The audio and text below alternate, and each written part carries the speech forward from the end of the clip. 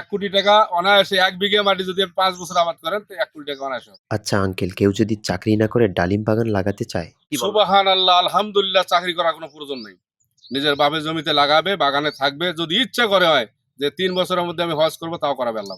উত্তরের জনপদ, ইতিহাস আর ঐতিহ্যের শহর রংপুর, যে মাটিতে একসময় নীল চাষের ইতিহাস লেখা হয়েছিল, যে অঞ্চলের প্রতিটি বাতাসে মিশে আছে কৃষকের ঘামের গন্ধ, সেই রংপুর আজও তার ঐতিহ্য ধরে রেখেছে কৃষির মাধ্যমে। আর এই রংপুর জেলার মিঠাপুকুর উপজেলা, মঈনপুর কদমতলা বাজার থেকে পশ্চিম পাশে নাগেরহাট রোড, কৃষ্ণনগর গ্রামের পাশে এক কৃষক লিখেছেন তার নতুন সফলতার গল্প। একসময় সাধারণ কৃষক হিসাবে দিন কাটত তার।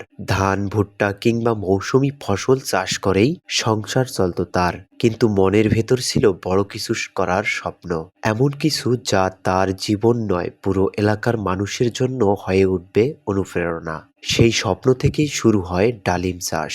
অনেকে বলেছিল এই মাটিতে ডালিম হবে কি, এত ঝুঁকি নিয়ে লাভ কি, কিন্তু তিনি থেমে যাননি।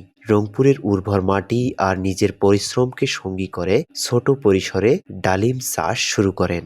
দিন যায়, মাস যায়, পরিশ্রম আর যত্ন, সঠিক পরিচর্যায় একদিন সেই ছোট্ট চারাগাছগুলো ভরে ওঠে সবুজ পাতায়।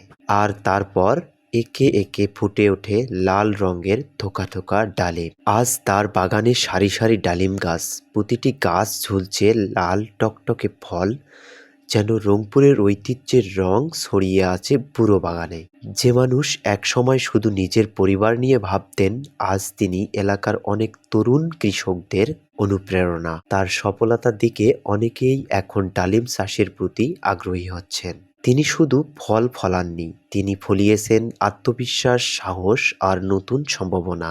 রংপুরের ইতিহাস বলে, এই মাটি কখনো কাউকে খালি হাতে ফিরিয়ে দেয় না, যদি থাকে পরিশ্রম আর বিশ্বাস।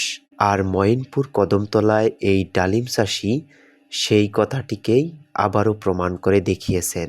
আমরা সেই কৃষকের কাছে তার সফলতার গল্প শুনব। আসসালামু আলাইকুম আঙ্কেল।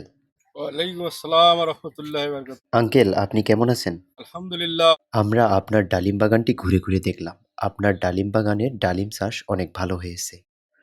আপনার চাষ পদ্ধতি নিয়ে আমরা আপনাকে কয়েকটি প্রশ্ন করতে চাই। ডালিম চাষ শুরু করার পিছনে আপনার মূল অনুপ্রেরণা কি ছিল? আমার অনুপ্রেরণা ছিল, আমার এক ছোট ভাই আছে, নাম হলো রাসেল আহমেদ। একখানে বসে গল্প করতে করতে এটা আমার ওই ছেলের মনে পড়ে যায়। গেছিল কিন্তু বাগানে, চেন্নাইতে গেছি, জি, চেন্নাই থেকে চারা কালেক্ট করা। ওখানে যা বাগানে যা ফল খাই আসি, আমাদের বলতেছে যে এরকম বাগান লাগাইতা কেমন হয়। তা আমি বললাম যে বাগান কিসের বাগান লাগাবা? বলছে ভাই বেদেনা বাগান লাগাবো, জমি দেখেন। এই করতে করতে চারার বায়না দেওয়া দিয়ে 4 মাস পর কিন্তু চারা হয়েছে। তো তখন ব্র্যান্ডত খেলে গেল, ওই জমিও নেওয়া ওই কিন্তু ছোট ভাইটাই, কাদের ভাই জমি নিছে এখানে। তো নিয়ে আসিয়ে রোপণ করছি ছোট ছোট গাছ, 7 ইঞ্চি, মানে এইটুকু এইটুকু। মনে হয় না যে এটা বেদেনা গাছ না কেসে গাছ। পরে যখন 1 মাস গেল, তখন পাতা বের হলো, তখনই মনে হলো যে বেদেনা গাছ। তবে এই যে বেদেনার যে জাত দেশে চেন্নাইয়ের পূর্বে সারা আমাদের, তো আল্লাহ পাকের রহমতে ওনাকে, আল্লাহ পাকের দরবারে কোটি কোটি শুকরিয়া, ওনার জন্য বেশি নসিব করে উনি অরিজিনাল মাল দিয়েছে আমাদের, একেবারে অরিজিনাল। ডালিম চাষ করতে গিয়ে আপনি আসলে কি কি বাধার সম্মুখীন হয়েছেন? বাধা অন্য কিছু না, শুধু পোকার বাধা, পোকার পছাড়ি দিলেই যথেষ্ট। আপনি ঠিক কোন জাতের ডালিম চাষ করেন? এটা আমাদের ডালিম হলো GM2, আর মালটা অরিজিনালে অস্ট্রেলিয়ান জাত। আমরা চারা কালেক্ট করছি হলো চেন্নাই থেকে। কিভাবে আপনি গাছের রোগ প্রতিরোধ নিয়ন্ত্রণ করেন? দেখে বুঝতে পারি। আসলে ডালিম চাষে পোকামাকড় কি ধরনের আক্রমণ করে? আক্রমণ খুব করে। আসলে আপনি ডালিম বাগানে কতদিন পর পর স্প্রে দেন? 15 দিন 12 দিন এর মধ্যে ওষুধ। ডালিম চাষ শুরু করার সময় আপনার কি ধরনের খরচ হয়েছিল? চারা আমরা কিনছি আমাদের এখানে আইসা পর্যন্ত 720 টাকা করে পড়ছে, আর আমরা এখন বেচতেছি হলো 150 টাকা। কেউ যদি আমাদের এই ভিডিও দেখে ডালিম চাষের প্রতি আগ্রহ জন্ম হয়, তাহলে আপনি তাকে কি ধরনের পরামর্শ দেবেন? আমি প্রতি সপ্তাহে তার বাগানে যাব, ফল হবে ফল কিনবো, চারা হবে চারা কিনবো, চারা যে লাগাবে চারাও কিনবো।